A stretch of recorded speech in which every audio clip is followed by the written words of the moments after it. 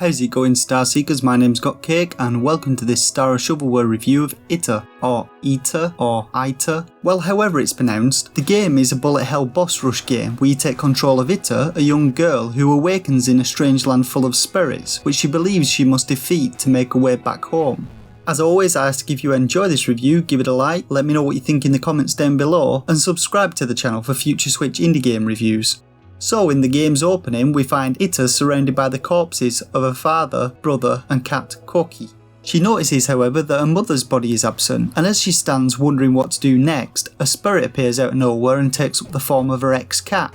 This spirit then joins Itta after transforming her father's revolver into a spirit weapon, and the two set off to explore this strange world, find Itta's mother and hopefully escape. As you begin exploring the beautifully crafted pixel art environments, you'll encounter many different NPCs, the first of these being an old man. Like many of this world's inhabitants, his name is never mentioned, so I'll just refer to him as Gandalf. Gandalf informs you that your first test awaits up the hill ahead, and so we head that way, stopping for a moment to murder a harmless spirit collector. When killed, these drop 3 tainted spirits, and collecting these will add additional hearts to your health pool, seen in the top left corner, and you can temporarily double your health with these hearts. Continuing onward, a door at the top of the hill grinds open and we head inside. Now the game never instructs you on its controls, and not being the most observant of people, it wasn't until much later after I'd explored the buttons and worked things out for myself that I noticed the markings on the walls of this tunnel leading to the first boss. The first of them shows that ZL is used to perform a roll, and the second that ZR is used to shoot. The game features standard twin stick shooter controls with your left analog moving at her while the right aims your weapon. As we enter the chamber at the end of the tunnel, we encounter our first boss, some sort of stone golem. As the fight begins, it trudges towards us, every so often stopping to punch itself in the chest. This causes a torrent of bullets to spew forth in all directions, but as this is the first fight, it's not too difficult to avoid them. Taking a hit from a projectile will remove one of your hearts, and losing all hearts will result in you dying, after which you'll respawn outside the entrance to the boss with your hearts restored. Now each boss in the game has multiple phases which kick in after the health drops below a certain level. The golem's second phase sees him slam the ground, causing rocks to fall from the ceiling that explode as they land, sending bullets in random directions. Once he gets down to about half health, he'll also begin spawning black puddles which form into shields and begin to surround him, soaking up some of your bullets. Without much issue I was able to take down the golem, and upon death it appears to absorb its spirit, before part of it can be seen disappearing off to perform its business elsewhere.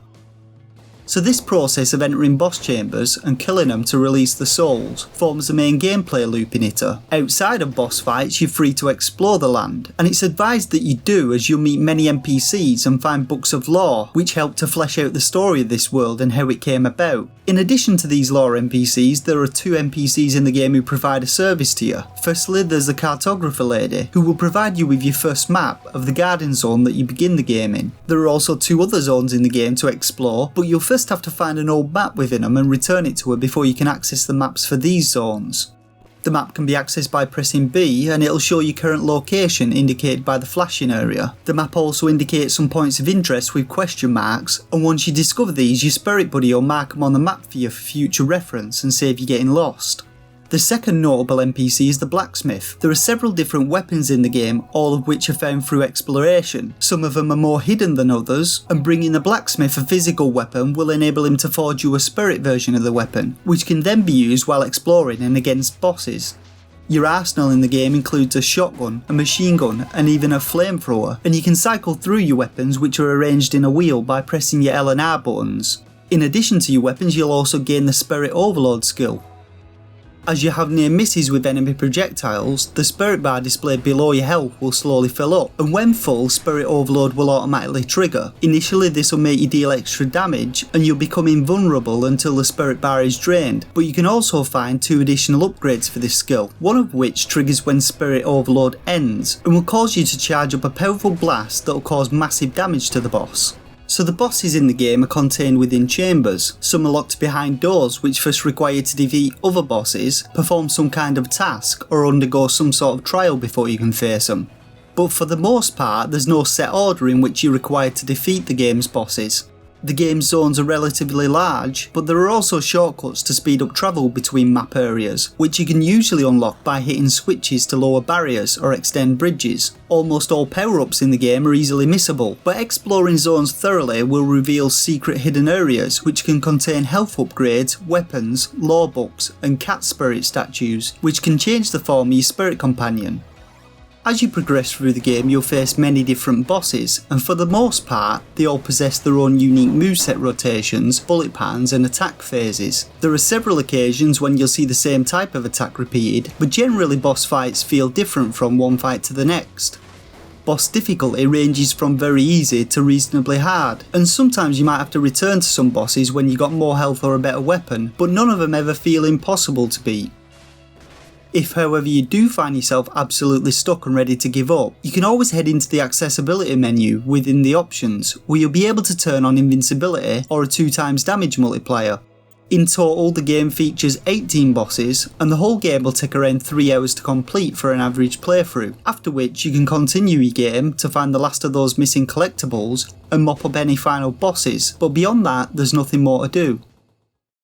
So I've covered the majority of what to expect in the game, so now I'll discuss my gameplay experience with Itta. To start with, I love the visuals in the game. Its screenshots and game description on the store was enough to draw me in, as it reminded me a lot of Titan Souls, which is a fantastic boss rush game I advise you to play if you haven't already. The pixel art in the game is beautifully detailed, and it gives each zone a distinct environment and atmosphere. And the same can be said of the character visuals and boss designs, which are also well animated. These visuals do seem to come at a price though, as on several occasions there was noticeable slowdown during parts of fights where a lot of bullets were being drawn on the screen. When this occurred, I found that my fire rate slowed down and controls became a little less responsive.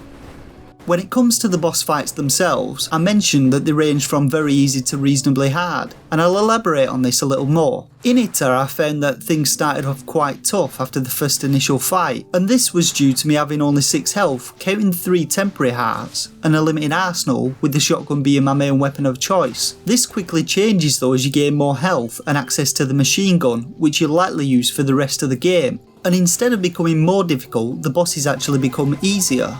Being a bullet hell game, your hitbox is naturally very small, and with increased health, firepower and a fully upgraded spirit overload, the majority of boss fights became relatively trivial. I found that as long as you enter a fight with your spirit bar mostly full, you just have to lay into the boss for a while before triggering spirit overload. It's incredibly overpowered, and hitting a boss with its final cannon attack more or less guarantees a win, and in fact I actually just face tanked through the majority of the final boss in the game.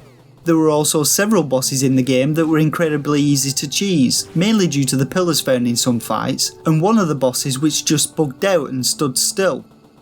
The other main issue I found with the game was with its weapons. As mentioned before, the machine gun is all you need. The flamethrower is too limited with its range, the scythe is too slow and you've got to wait for it to return to you, and the rest just aren't as good. This being said, Itta is still a decent game. It's got wonderful graphics, an intriguing story, and some fun and challenged boss fights, at least in the beginning. It just seems to me that the majority of the issues encountered within Itta could have easily been identified and fixed with more playtesting, as a lot of the game's problems stem from a lack of balance between the different gameplay elements. And so we come to rating the game. Now I rate games between 1 and 5 stars, with 5 being the highest, and a special shovelware stamp of approval is awarded to only the worst games. So for a rating, I would give Itta 3 out of 5 stars. There's still a lot to like here. People new to the genre will likely get the most out of the game, but fans of games like Titan Souls and other boss rush games will probably still enjoy the game. Hopefully it will be patched in the near future to balance out some of the issues that I've mentioned. Now the game's slightly more expensive than the usual indie games that I review, and it's available now on the UK Switch eStore for £13.49, or on the US Switch eStore, usually for $14.99 but currently discounted to $13.49. Alternatively, the game's also available on Steam. And that brings us to the end of this review of Itta. Please let me know your opinions on the game and what you thought of the review in the comment section down below. Drop the video a like if you enjoyed the review, and subscribe to the channel for future Switch indie reviews that are uploaded every few days. For now though, I want to say thanks once again for watching, and until next time, game on.